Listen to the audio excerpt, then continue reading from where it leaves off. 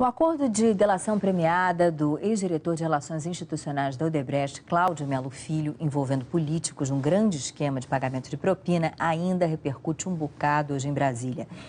É o primeiro dos 77 acordos de delação firmados por executivos da empreiteira. A citação de nomes da cúpula do PMDB, entre eles o do presidente Michel Temer, provocou várias reações no mundo político, isso tudo na reta final, antes do recesso parlamentar.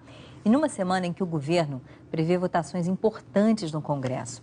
Sobre essa turbulência política, vamos conversar com a repórter Andréa Sadi. Oi, Andréa, boa tarde para você. O presidente Michel Temer chegou a Brasília há pouco. Tem algo previsto? Oi, Leila, boa tarde para você, boa tarde para todo mundo. Tem sim, olha só, o presidente Michel Temer chamou para hoje, mais tarde, lá no Palácio do Jaburu, alguns dos seus principais auxiliares para conversar exatamente sobre essa crise, após a delação do Cláudio Melo, o primeiro dos ex-executivos da Odebrecht, esses primeiros detalhes que a gente teve acesso de sexta para hoje. O presidente Michel Temer chamou para conversar o Moreira Franco, que é o secretário de Investimentos, e também o ministro da Casa Civil, Eliseu Padilha. Eu conversei agora há pouco com o ministro Eliseu Padilha, ele me disse que ele foi chamado lá no Palácio do Jaburu para discutir as medidas, as pautas que o governo ainda quer aprovar, precisa aprovar antes do recesso parlamentar. Essa é a principal discussão agora do governo, viu, Leila? Tentar dar um ar de normalidade para a pauta do governo após a delação da Odebrecht, até porque é a primeira, eles não sabem o que vem por aí. Isso em meio a essa delação que, como a gente sabe, cita e envolve principalmente o presidente Michel Temer, o próprio Padilha, o Moreira Franco, o ex-ministro Gedel Vira Lima, ou seja, a cúpula do governo. Mas a ordem do governo é tentar dar este ar de normalidade. Eles dizem assim, a gente não pode ficar preso à agenda da Lava Jato porque a gente tem medidas importantes para aprovar. Por exemplo, o segundo turno da PEC do teto dos gastos públicos, na terça-feira que vem. Também a LDO, que é a Lei de Diretrizes Orçamentárias. Então, antes do recesso parlamentar, o governo quer resolver esse assunto.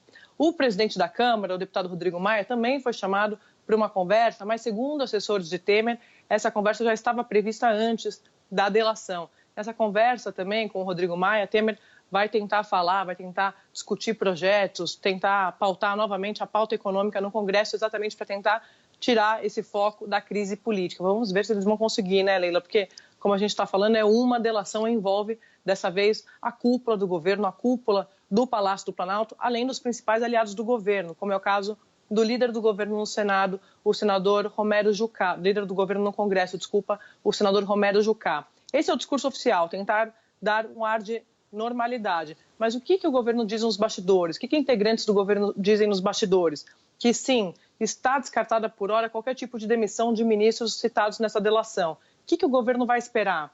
Vai esperar como é que serão os inquéritos que a Procuradoria-Geral da República vai apresentar, exatamente enquadrando estes políticos, os principais aliados, naquela situação. Foi Caixa 2 ou foi corrupção? Só depois disso é que o governo vai tomar alguma medida. Enquanto não tiverem esses acordos, esses inquéritos, o discurso oficial do governo vai ser dizer que, por enquanto, o que existem são vazamentos, essa delação não foi homologada ainda, essas informações que foram prestadas pelo Cláudio Melo ainda precisam ser comprovadas. Então, esse vai ser o discurso do governo em relação às delações. Enquanto isso, o governo vai tentar mostrar que está trabalhando normalmente, vai tentar dizer que está, sim, articulando com seus principais aliados para aprovar a pauta econômica e não quer que tenha nenhum tipo de mudança nisso. A PEC do teto, como eu disse, a LDO também e, claro, a reforma da Previdência.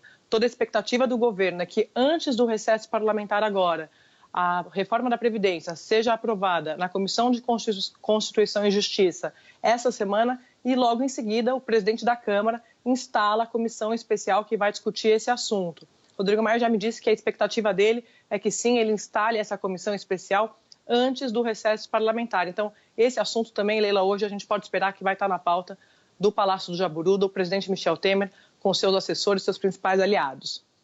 Tem essas questões envolvendo o Planalto e o Congresso, que são vistas como fundamentais pelo governo. Agora, tem as pendências dentro do próprio Executivo, que já estavam lá antes desse turbilhão do acordo de delação, né? Por exemplo, definição sobre quem, afinal, vai ocupar a Secretaria de Governo, né, Andréa?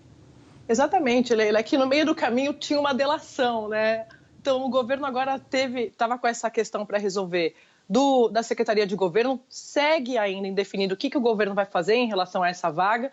porque como a gente contou aqui na semana passada na Globo News, o presidente Michel Temer tinha fechado o nome do deputado Antônio Embaçaí, do PSDB da Bahia. Ele tinha fechado o nome do deputado junto à cúpula do PSDB, com o presidente do PSDB, o senador Aécio Neves. Mas aí, depois que eles fecharam esse nome, o pessoal do Centrão, os deputados desse bloco que a gente chama de Centrão, que são aqueles partidos como o PTB, o PSD, o PP, eles reagiram, não gostaram dessa história de ter um deputado do PSDB nomeado para essa vaga tão importante. E por quê? Porque eles acham que quando o governo diz que vai nomear um tucano para uma vaga dentro do Palácio do Planalto, neste momento, eles acham que o governo está dizendo na prática que apoia a candidatura do deputado Rodrigo Maia à presidência da Câmara em fevereiro do ano que vem. Porque se o PSDB de fato for para o Palácio do Planalto, nos bastidores o que os tucanos dizem é que o apoio do partido à candidatura de Rodrigo Maia deve ser, sim, essa deve ser a tendência do PSDB. E o Centrão também quer disputar essa vaga. Então não quer, na prática, que o Palácio do Planalto interfira nessa eleição, a sucessão de Rodrigo Maia. Então tudo que esse grupo queria neste momento é que este anúncio do novo ministro fosse adiado para depois de fevereiro.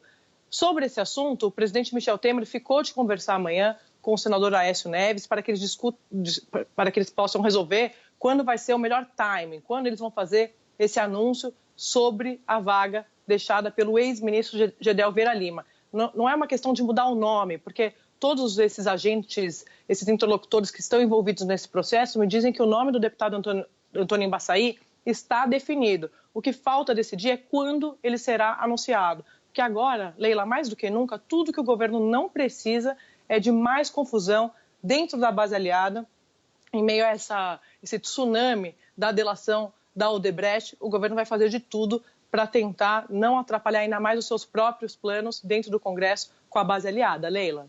Fogo amigo é desnecessário, amigo, inimigo, não é isso? Leila, aqui tem de tudo. É isso aí, obrigada, viu, Andréia?